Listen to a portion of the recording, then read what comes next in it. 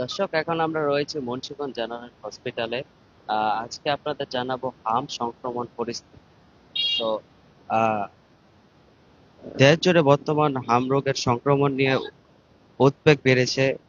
স্বাস্থ্য বিভাগের তথ্য অনুযায়ী একাধিক শিশু হাম আক্রান্ত হয়ে চিকিৎসা নিচ্ছে এবং হাসপাতালে বিশেষ আইসোলেশন কক্ষ ও বেড প্রস্তুত রাখা হয়েছে।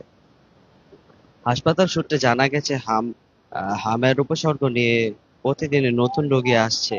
অভিভাবকদের মধ্যে উদ্বেগ দেখা দিলেও চিকিৎসকরা বলছেন, আতঙ্কিত না হয়ে শিশুদের টিকাদান নিশ্চিত করতে হবে এবং জ্বর, কাশি ও শরীরে লালচে কুড়ি দেখা দিলে দ্রুত চিকিৎসকের পরামর্শ নিতে হবে।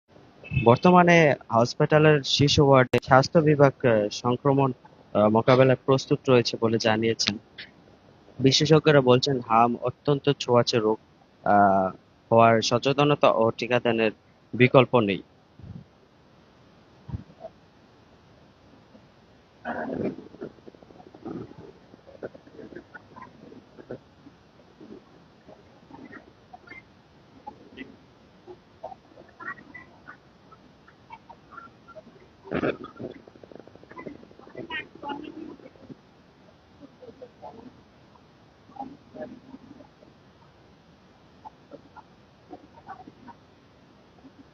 দর্শক, আহ, গতকাল মুন্সিগঞ্জ থেকে দুইজনকে ঢাকা পাঠানো হয়েছে হাম সংক্রমণ রোগে।